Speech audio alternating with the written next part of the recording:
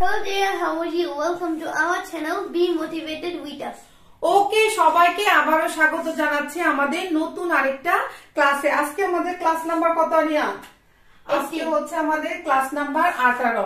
আমরা সবার অনুরোধে সব ক্লাসে সব বয়সের মানুষের জন্য আমরা একদম ABC মানে জিরো লেভেল থেকে ইংরেজি শেখা শুরু করেছি, ঠিক আছে? ধাপে ধাপে আমরা ইংরেজি শিখছি যাতে সবাই ইংরেজি বলতে পারে। আজকের ক্লাসটা অনেক বেশি গুরুত্বপূর্ণ। আরিয়ান, তুমি কি জানো আমি প্রতিদিন স্কুলে যেতাম, আমার মা কি করতো, পিঠা বানাইতো, তারপরে আমরা এই কথাগুলো বলি না, স্কুলের পরে আমরা প্রতিদিন মাঠে খেলতে যেতাম, আমরা নদীতে মাছ ধরতাম, ঠিক আছে? আমার মা প্রতিদিন সকালবেলা ঘুম থেকে উঠতো। আবার আমরা অনেক সময় বলি আমার বাবা প্রতিদিন সকালে চা খেত, ঠিক আছে? তারপরে আমরা চিঠি লিখতাম, আমরা আগে কত মজা করতাম, পিকনিক করতাম, বনভোজন করতাম। এই কথাগুলা কিভাবে বলতে হয় তুমি জানো? No. ওকে, আজকে আমরা এগুলা শিখে নিব একদম। এরপরে অতীতে কোনো কাজ করতাম কিংবা কাজ হতো এইগুলা বলতে আর কোনো সমস্যা হবে না। তো দেরি না করে ক্লাসটা শুরু করে দিই। আরিয়ান, আমরা প্রতিদিন স্কুলে যেতাম। We would go to school every day. We would go to school every day. আমরা প্রতিদিন স্কুলে যেতাম। We would go to school every day. We would go to school every day. আমাদের সাথে বলেন, আমরা প্রতিদিন স্কুলে যেতাম। We would go to school every day. তোমরা প্রতিদিন স্কুলে যেতে। You would go to school every day. You would go to school every day. ঠিক আছে? আবার আমরা অনেক সময় বলি না তারা প্রতিদিন স্কুলে যেত। They would go to school. They would go to school. তারা প্রতিদিন স্কুলে যেত। They would go to school every day. আমরা অতীতের কোনো কাজ কিংবা কোনো অভ্যাস হতো কিংবা করতাম, আমি অভ্যস্ত ছিলাম, ঠিক আছে? এই কথাগুলো ব্যবহার করতে আমরা উড ব্যবহার করি এবং ইউজ টু ব্যবহার করি। আজকের ক্লাসে কোথায় উড ব্যবহার করব, কেন ব্যবহার করব, সবগুলো আপনাদের সাথে প্র্যাকটিস করব, ঠিক আছে? এই যে আমি বলছি আমি প্রতিদিন স্কুলে যেতাম, এখানে আরিয়ান বলছে we would go to school every day. এখানে আপনি এটাও বলতে পারবেন we use to go to school every day. আমাদের সাথে বলেন we use to go to school every day, ঠিক আছে? আমার মা পিঠা বানাতেন। My mother would make cake. My mother would make cake. আমাদের সাথে বলেন আমার মা পিঠা বানাতেন। My mother would make cake. ঠিক আছে? পিঠা তৈরি করা হচ্ছে made cake, বানাতেন কিংবা তৈরি করতেন হচ্ছে would make cake, ঠিক আছে? কিংবা আমরা used to দিয়ে বলতে পারবো My mother used to make cake. আমাদের সাথে বলেন My mother used to make cake. এখন যদি বলতে চাই আমি পিঠা বানাতাম, I used to make cake or I would make cake. I would make cake অথবা I used to make cake. আমরা যে বিষয়টা এখানে লিখে রেখেছি আপনারা চাইলে একটা স্ক্রিনশট নিতে পারেন। রেডি 1 2 3। ওকে, আমি বলছি স্কুল ছুটির পরে আমরা মাঠে খেলতাম, ঠিক আছে? আমরা যখন ছোট ছিলাম তখন স্কুল ছুটি হওয়ার পরে আমরা কি করতাম, ফিল্ডে কিংবা মাঠে খেলতাম। তাহলে এটা আমরা ইংরেজিতে কিভাবে বলবো? We would play in the field after school. We would play in the field. বলছে we would play in the field after school, ঠিক আছে? মাঠে খেলাধুলা করা হচ্ছে প্লে, মাঠে খেলাধুলা হচ্ছে in the field, মানে মাঠ ইংরেজি হচ্ছে ফিল্ড, ঠিক আছে? তারপরে বলছি স্কুলের পরে মানে আফটার স্কুল, ঠিক আছে? তাহলে আমরা কিভাবে বলবো? We would play in the field after school. কিংবা এইভাবে আমরা বলতে পারি we used to play. আমাদের সাথে বলেন we used to play in the field after school, মানে স্কুলের পরে আমরা খেলতাম। এভাবে তো আমরা আরেকজনকেও বলতে পারি যে তোমরা স্কুল ছুটির পরে খেলতে। You would play in the field after school. হ্যাঁ, তোমরা স্কুল ছুটির পরে খেলতে। তাহলে you used to play after school. You used to play after school কিংবা you would play কি after school, মানে স্কুল ছুটির পরে তোমরা খেলতে। আমরা নদীতে মাছ ধরতাম। We would fishing in the river. We would fishing in the river. আমাদের সাথে বলে আমরা নদীতে মাছ ধরতাম। অতীতকালের কথা বলছি। We would fishing ঠিক আছে, মাছ ধরা ইংরেজি হচ্ছে ফিশিং। উই উড ফিশিং মানে আমরা মাছ ধরতাম, ঠিক আছে। ইন দা রিভার মানে নদীতে, ইন দা রিভার। তাহলে একসাথে আমরা কিভাবে বলবো? আমরা নদীতে মাছ ধরতাম, we would fishing in the river. We would fishing in the river. কিংবা কিভাবে বলবো? We use to fishing in the river. বলি যে তোমরা নদীতে মাছ ধরতে, you would fishing in the river. You use to fishing in the river. তোমরা নদীতে মাছ ধরতে, you used to fishing in the river. You use to fishing in the river. তারা নদীতে মাছ ধরতো, They used to fishing in the river. They use to fishing in the river. আমি নদীতে মাছ ধরতাম, I use to fishing in the river. ঠিক আছে, তো আমরা কি বলছি? আমরা চিঠি লিখতাম। ছোটবেলায় আমরা আমাদের বন্ধুকে চিঠি লিখতাম, আমি বলি না? তা আমি যদি বলতে চাই আমরা চিঠি লিখতাম, We would write letter. We would write letter. ঠিক আছে, আমরা চিঠি লিখতাম, We would write letter আমার বন্ধুকে। তাহলে কি বলবো? to my friend. Two my friends. ঠিক আছে, আমাদের বন্ধুকে আমরা চিঠি লিখতাম, উই উড রাইট লেটার। ঠিক আছে, we would write a letter কাকে? To my friends, to my friends. কিংবা আমরা ইউজ টু ব্যবহার করে এভাবে বলতে পারবো, আমরা চিঠি লিখতাম, we use to right letter, we use to right letter. ঠিক আছে, আমরা চিঠি লিখতাম আমার বন্ধুকে, টু মাই ফ্রেন্ডস। তুমি চিঠি লিখতে, You would write a letter or you used to write a letter. তুমি চিঠি লিখতে, ইউ উড রাইট লেটার, কিংবা you would write a letter, you use to write a letter. সে চিঠি লিখতো, he would write a letter, কিংবা he or she use to write a letter. আপনাদের কাজ হচ্ছে আমাদের সাথে সাথে শুধু রিপিট করে বলা। ঠিক আছে, আমরা ডিসেম্বরে পিকনিক করতাম ছোটবেলায়, আরিয়ান আমরা। ঠিক আছে, ডিসেম্বর মাস আসলেই পরীক্ষা শেষ হয়ে গেলে আমরা কি করতাম? পিকনিক করতাম। কারা কারা পিকনিক করতেন, কাদের কাদের মনে আছে কমেন্ট করে জানাবেন। ঠিক আছে, আমরা ডিসেম্বরে পিকনিক করতাম, We would have a picnic in December. We would have a picnic in December মানে আমরা ডিসেম্বরে পিকনিক খেলতাম। ঠিক আছে, পিকনিক মানে বনভোজন। বনভোজনকে ইংলিশে বলে হচ্ছে পিকনিক, আর পিকনিকের বাংলা হচ্ছে বনভোজন। তাহলে আমরা এটা উড এর জায়গায় ইউজ টু লাগিয়েও করতে পারবো।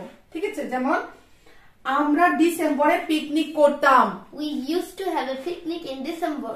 We use to have a picnic in December, we use to have a picnic in December. ঠিক আছে, কিংবা তোমরা ডিসেম্বরে পিকনিক করতে, You used to have a picnic in December. You use to have a picnic in December. বলেন, you use to have a picnic in December. ঠিক আছে, তো এই যে আমরা বললাম অতীতে আমরা কোনো কাজ করতাম বা কোনো কিছু অভ্যস্ত ছিলাম। ঠিক আছে, আমার কোনো কিছু হ্যাবিট ছিল, এইগুলো আমরা কিভাবে ব্যবহার করব? ইউজ টু বা উড দিয়ে। আমরা এখন উড দিয়ে প্র্যাকটিস করলাম, সাথে সাথে ইউজ টু দিয়েও প্র্যাকটিস করলাম। কেন? কারণ হচ্ছে কোথায় উড ব্যবহার করব, কোথায় ইউজ টু ব্যবহার করব, একটু 1 মিনিট খালি বুঝে নেন। অতীতের কোনো অভ্যাস বলতে, ঠিক আছে, অতীতে কোনো কিছু করতাম, আমরা স্কুলে যাইতাম, আমরা মাছ ধরতাম, আমরা খেলতাম, উই উড প্লে, কিংবা উই ইউজ টু প্লে। আমরা স্কুলে যেতাম, we use to go to school, কিংবা উই উড গো টু কে স্কুল। এইভাবে আমি বলতে পারবো কোন ধরনের অতীত অভ্যাস আমাদের ছিল, এটা বোঝাইতে উড কিংবা use to both we can use. ঠিক আছে, অতীতের কোনো কাজ বারবার করতাম। ঠিক আছে, একবার না, অতীতের কোনো কাজ বারবার করতাম। যেমন স্কুলে কি একবারই যেতাম আরিয়ান? বারবার যেতাম, তখন আমরা উড ইউজ টু বোথ ব্যবহার করতে পারবো। ঠিক আছে, অতীতে কোনো কাজ মানে যেমন আমরা বলছি খেলতাম, মাঠে খেলতাম, স্কুলের পরে মাঠে খেলতাম, এটা তো আমরা প্রতিদিনই প্রায় করতাম, একদিন না। সেই ক্ষেত্রে আমরা উড ইউজ টু দুইটাই ব্যবহার করতে পারবো। ঠিক আছে, তো আরেকটু আপনাদের সাথে প্র্যাকটিস করে নিই, তারপরে আবার কি আমরা বলছি যে গ্রামাটিকের রুলসটা কি হবে।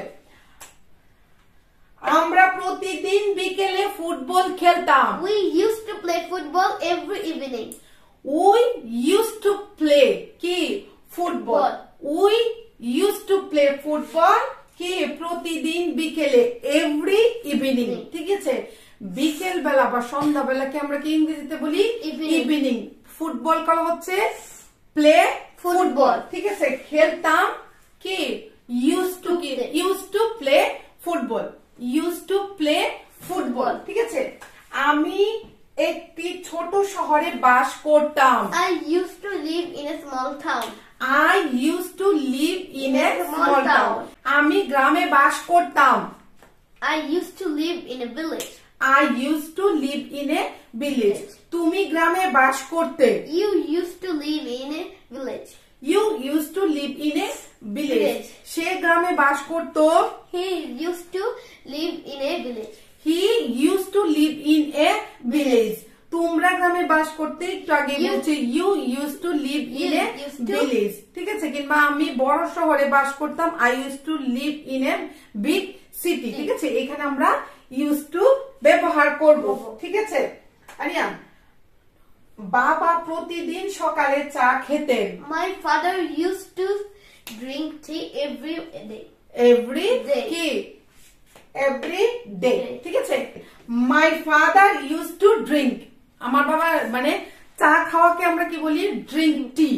ড্রিঙ্ক কোনো কিছু খাওয়া, পানীয় জাতীয় কোনো কিছু খাওয়াকে আমরা আগেও বলেছি ড্রিঙ্ক বলি। ঠিক আছে, ড্রিঙ্ক কোনো কিছু পান করাকে কি বলি হচ্ছে ড্রিঙ্ক। ঠিক আছে, তাহলে চা পান করাকে কি বলবো রিয়ান ড্রিঙ্ক টি।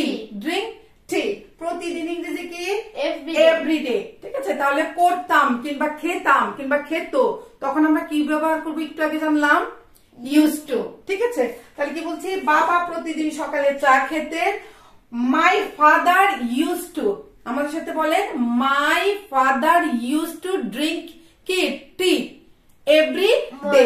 ঠিক আছে, একসাথে বলেন my father used to drink tea every day। ঠিক আছে, এভরিডে। আমার বাবা প্রতিদিন চা খেতেন। My father used to drink tea every day। আমার মা প্রতিদিন খুব সকালে ঘুম থেকে উঠতেন। My mother used to wake up very early in the morning. আমরা বলি না যে সকালবেলা, আমরা ছোটবেলায় দেখেছি আমার মা খুব সকালে ঘুম থেকে উঠতেন, আমরাও তো খুব সকালে ছোটবেলায় ঘুম থেকে উঠতাম। ঠিক না, আমি বলছি আমার মা প্রতিদিন খুব সকালে ঘুম থেকে উঠতেন।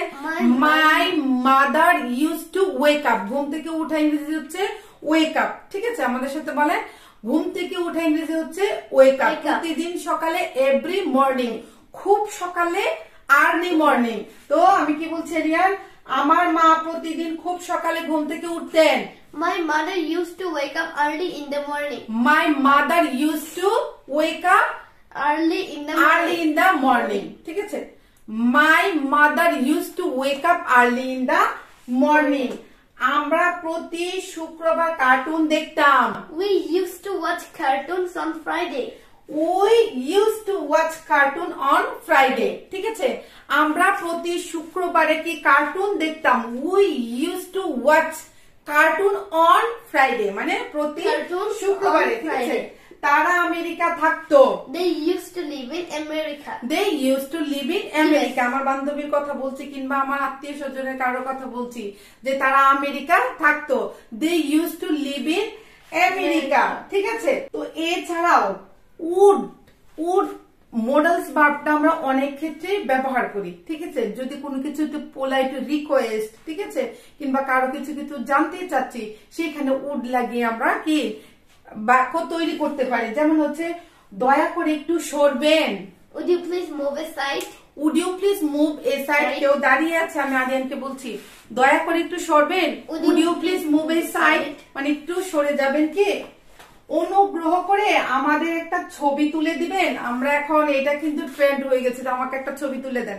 ঠিক আছে, আমরা দুজন গিয়েছি, আমাদের একটা ছবি তুলে দেন। তো আমরা বলি না, তাহলে এটা কিভাবে বলবেন। Would you please take a photo? Would you please take a photo of Would you please take a photo of us? Of me? ঠিক আছে, আমি কি বলছি, আপনি কি দয়া করে আমাদের একটা ছবি তুলে দিবেন। Would you please take a photo of us? আমাদের সাথে বলেন Would you please take a photo of us? দয়া করে আপনার ফোন নাম্বারটা দিবেন। Would you please give me your phone number? Would you please give me your phone number? দয়া করে আপনার মোবাইল নাম্বারটা দিবেন। Would you please give me your phone number? Would you please give me your Facebook ID? Would you please give me your Instagram ID? এইভাবে আমরা কারো কাছে politely request করতে পারি।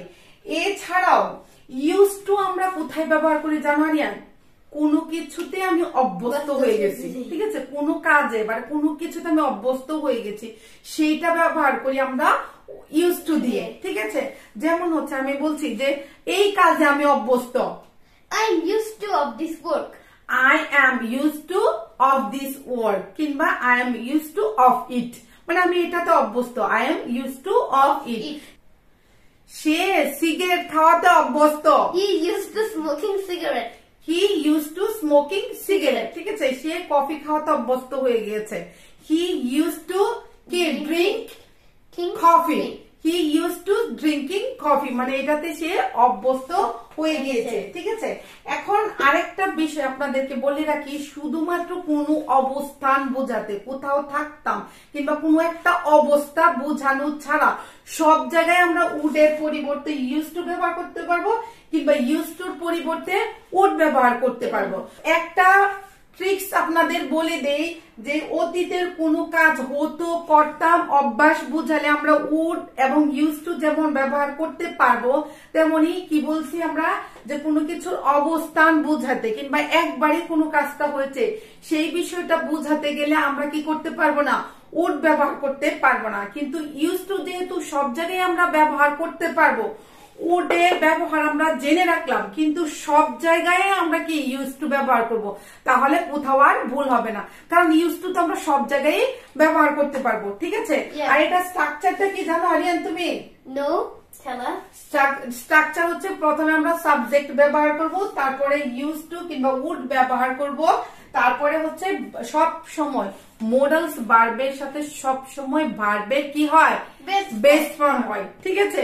বেস ফর্ম হয়, বেস ফর্ম মানে কি, যেমন হচ্ছে আমি খেতাম, আমি খেতাম, এখানে কি আই হচ্ছে সাবজেক্ট, ঠিক আছে। খেতাম ইংরেজি কি আই, পরে কি ইউজ টু, তারপরে কি বেস ফর্ম হচ্ছে ইট, খাওয়া। আমি খেতাম, আই ইউজ টু ইট। তো আশা করি আজকের এই ক্লাসটা আপনারা কি বুঝেছেন। যদি বুঝে থাকেন তাহলে অবশ্যই একটা প্রশ্নে এই প্রশ্নের উত্তরটা দেবেন যে আমি ইংরেজি শিখতাম, ঠিক আছে, আমি ইংরেজি শিখতাম। তো এখন আর যদি না বুঝে থাকেন, যারা যারা না বুঝে থাকেন তারা কমেন্ট করে অবশ্যই জানাবেন কেন বুঝেন নাই। ভিডিওটা যদি ভালো লেগে থাকে তাহলে অবশ্যই একটা লাইক, কমেন্ট করে অবশ্যই জানাবেন। ভিডিওটা অন্যের সাথে দয়া করে কি করবেন, শেয়ার করবেন। আর যারা নতুন এসেছেন please subscribe the channel. See you the next video.